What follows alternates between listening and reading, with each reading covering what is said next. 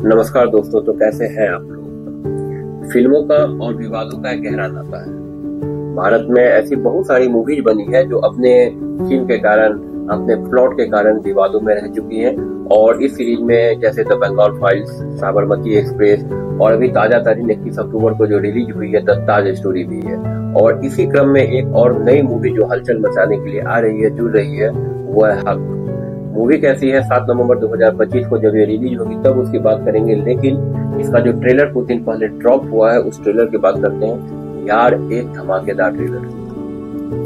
यह एक religious movie नहीं है, यह किसी धर्म विशेष को इशारा या पॉइंट नहीं कर रहा है। सबसे पहले मैं इसे क्लियर कर देना चाहता हूँ। जब भी मैं इस प्रकार की किसी मूवी की बात करता हूँ, उसके ट्रेलर के रिव्यू की बात करता हूँ, तो मैं इस पॉइंट को पहले क्लियर कर देना चाहता हूँ। जो ऐसी मूवी, चाहे वो ताज स्टोरी हो या फिर आने वाली मूवी हक हो, किसी भी प्रकार के रिलीजियस स्टेटमेंट को या ऐसे थिंकिंग को सपोर्ट नहीं करते हैं जो इस डेमोक्रेसी में, इस धर्मनिरपेक्ष देश में जो है ज्यादा फंसा सके।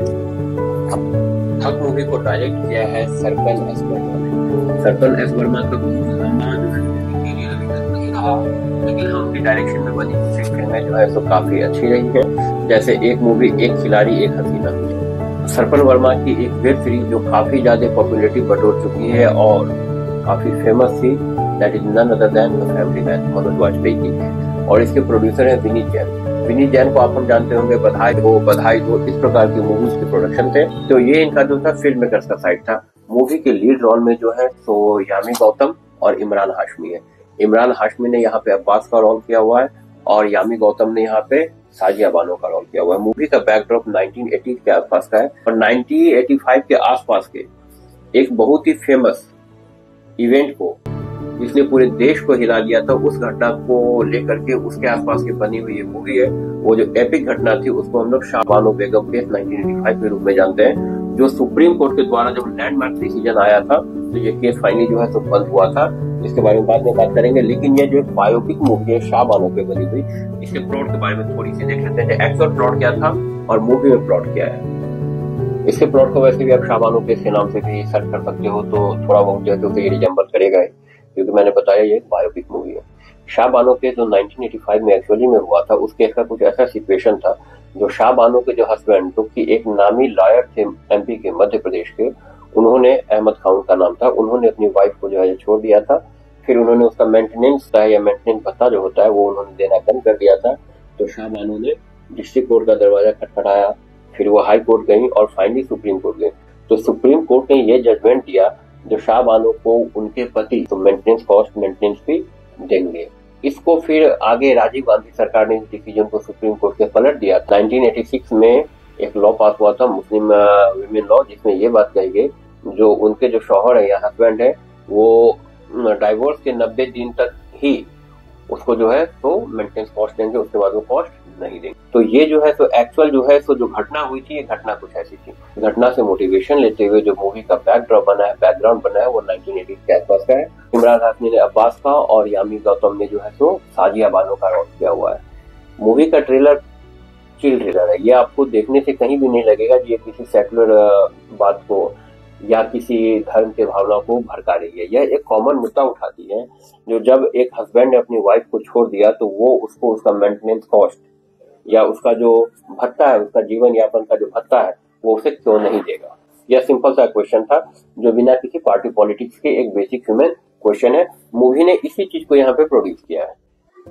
और यामी गौतम ने यहाँ पे साजिया बेगम का या साजिया बानो का क्या रोल किया, आप यामी गौतम का एक्सप्रेशन को देखो। No doubt Yami Gautam is Bollywood one of the talented but underrated actress. Yami Gautam is something different. आप उनके प्रीवियस मूवीज में उनके रोल्स को देख लोगे तो आपको पता चलेगा कि यामी गौतम कैसा रोल कर सकती हैं। शाहिद कपूर की लगभग 5 वर्ष पहले एक मूवी आई थी पत्ती गुल मीठे चालू, उसमें यामी गौतम का जो है सो एक लॉयर का रोल था। वो रोल अगर आपने देखा होगा तो वो आज भी आपके जहन में जिंदा होगी। इमरान हाशमी के बारे में क्या ही कहा जाए। इमरान हाशमी के बारे में कहावत है, जो सारे हीरो एक तरफ, इमरान हाशमी एक तरफ। And no doubt Imran Hashmi इस चीज को हर बार प्रूव करते हैं। ट्रेलर प्रॉमिसिंग है और इसे और प्रॉमिसिंग बनाती है यामी गौतम। यामी गौतम का जो एक्सप्रेशन है, जो उनकी फेशियल डिलीवरी है, क्या उन्होंने नेचुरल एक्सप्रेशन दिए हैं कि ऐसी इस्लामिक महिला की जिसको उसके हस्बैंड ने एक खास एज के बाद छोड़ दिया हो, एंड वो एक अपने से ज्यादा उम्र की महिला के किरदार को इसमें निभा रही है, और क्या जस्टिफिकेशन के साथ, क्या बैलेंस के साथ उन्होंने इस किरदार को निभाया है। Imran Hashmi on another part, he is on another level. ये दोनों मिलकर के इस मूवी को बैलेंस कर रहे हैं। एक तरफ यामी गौतम का वो तेज तर्रार अंदाज, और एक तरफ इमरान हाशमी।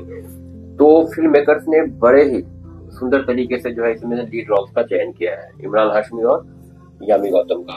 और इसका रिजल्ट आपको दिखता है, आप जब इसके ट्रेलर को दिखते हो तो आपको लग जाता है जो अभिनय किस लेवल की हुई है, क्या दमदार परफॉर्मेंस रही दोनों की, डायलॉग डिलीवरी हो, फेशियल एक्सप्रेशन हो। एक्चुअली एक कोर्ट रूम ड्रामा मूवी है, मैक्सिमम सीन कोर्ट के अंदर ही शॉट हो रहा है, लेकिन उसमें भी जो एक इंटेंसिटी बनाए रखी है डायरेक्टर और प्रोड्यूसर ने, वो काबिल तारीफ है। मूवी का जो बैकग्राउंड म्यूजिक है वो आपको लास्ट के कुछ सेकंड में देखने को मिलेगा ट्रेलर में, जबकि ट्रेलर के स्क्रीनशॉट्स आते रहते हैं और वो काफी प्रॉमिसिंग है। इस प्रकार के टेंस सिचुएशन को, जहां एक महिला 7 साल 8 साल 10 साल अपने न्याय की लड़ाई के लिए लड़ रही है, उसको बैकग्राउंड म्यूजिक के द्वारा दिखाया जाना very good, very good. And इस मूवी का जो टैगलाइन लिखा है वो हक कौन दिलाएगा, कौन या कानून या अदालत।